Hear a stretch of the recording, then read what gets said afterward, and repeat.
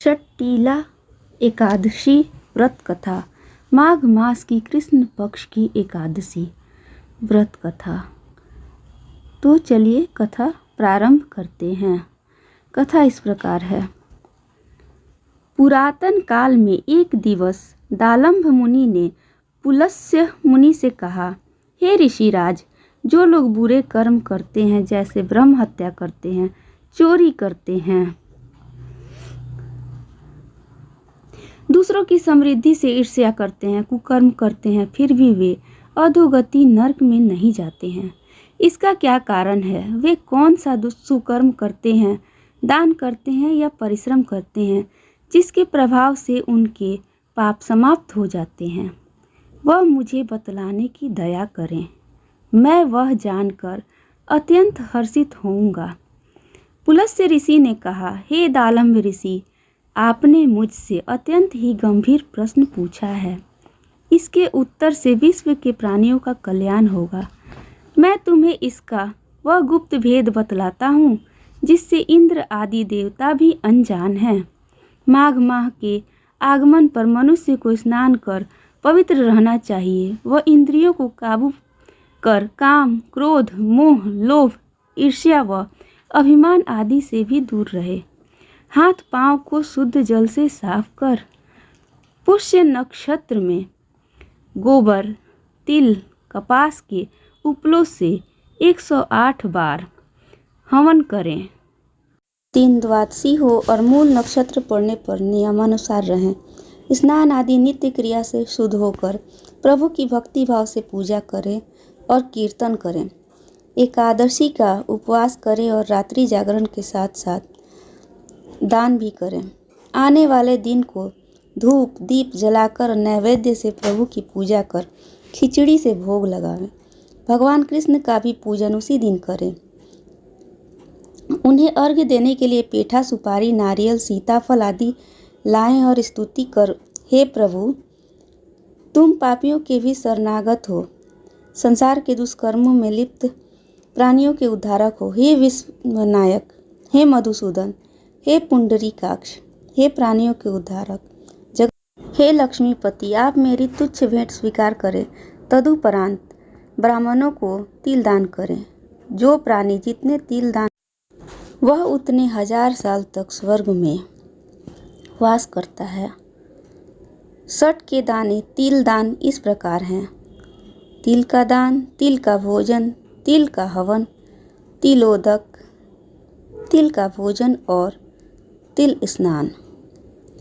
तिल दान अनेक प्रकार के पापों के विनाश में सहायक होता है। एक दिवस नारद जी ने भगवान से षट्टिला एकादशी उपवास से प्राप्त होने वाले पुण्य की कथा कहने के लिए आग्रह किया। देवकी नंदन बोले, हे नारद ऋषि, मैं तुम्हें आंखों देखी एक सत्य घटना कहता हूँ, अतः एकाग्रचित हो सुनो। बहुत पहले मृत्युलोक में एक ब्राह्मणी रहा करती थी, जो अपना अधिक समय उपवास में ही लगाती थी। एक बार उसने लगातार 1 माह तक उपवास किया तो वह अत्यंत कमज़ोर हो गई। वह अत्यंत बुद्धिमान थी। दुर्बलता आने पर भी देवों का पूजन करती रही और अधिक उपवास करती रही। मैंने विचार किया कि इस ब्राह्मणी ने उपवास कर कर के अपना शरीर तो पवित्र कर लिया है, परंतु अन्न का दान कभी नहीं किया है। शरीर की पवित्रता से इसे वैष्णव लोक को तो मिल जाएगा, परंतु तृप्ति नहीं हो पाएगी। इसके उद्धार के लिए मैं उसके द्वार पर भिक्षुक के रूप में गया और उससे अन्न दान मांगा, तो उसने अन्न के स्थान पर मुझे मिट्टी का पिंड दे दिया। मैं उसे ही लेकर लौट आया। तदंतर कुछ समय बीतने पर उसका ब्राह्मणी का देहावसान हुआ और अपने कर्मानुसार स्वर्गलोक में ही आई। मिट्टी का पिंड दान करने के कारण उसे ऐसा निवास मिला जिसमें आम का वृक्ष था, परंतु अन्न का दान न करने से उसका गृह वस्तु विहीन था। तो वह दुखित हो मेरे पास आई और अनुनय करती हुई बोली, हे प्रभु, मैंने तो अनेक वर्षों तक कठिन उपवास किए हैं, और मन को स्थिर कर तुम्हारा स्मरण किया है।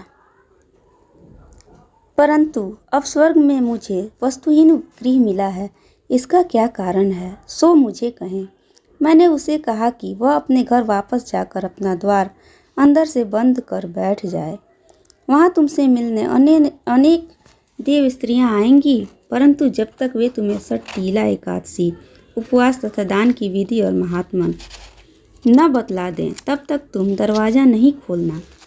भगवान के ऐसे वचन सुनकर उसने घर जाकर वैसा ही किया, और जब देव नारियाँ आईं और द्वार खुलवाने लगीं, तब वह ब्राह्मणी बोली कि यदि आप मुझे देखने आई हैं तो षटतिला एकादशी का महात्म्य कहिए। उनमें से एक देव स्त्री बोली, सुनो, मैं कहती हूँ। जब उसने षटतिला एकादशी का महात्म्य सुना दिया, तब उसने द्वार खोला। देव देवियों ने स्त्रियों ने उसको सब स्त्रियों से अलग पाया। उस ब्राह्मणी ने भी देव नारियों द्वारा बतलाए गए ढंग से ही षटतिला उपवास नियमानुसार पूरा किया और अन्न दान किया। इसके उपवास के पुण्य प्रभाव से उसका घर धन धान्य से परिपूर्ण हो गया और वह स्वर्गलोक में आनंद पूर्वक रहने लगी। इस प्रकार षटतिला उपवास व दान करने से कठिन पाप भी नष्ट हो जाते हैं और मरणोपरांत विष्णु धाम मिलता है। इस प्रकार यह षटतिला एकादशी, माघ मास की कथा एकादशी समाप्त होती है। जो इस कथा को सुनते हैं और देख रहे हैं, हे विष्णु भगवान, सबकी मनोकामना पूर्ण करना, सबके पापों को नष्ट करना और सबका भला करना। बोलो विष्णु भगवान की जय।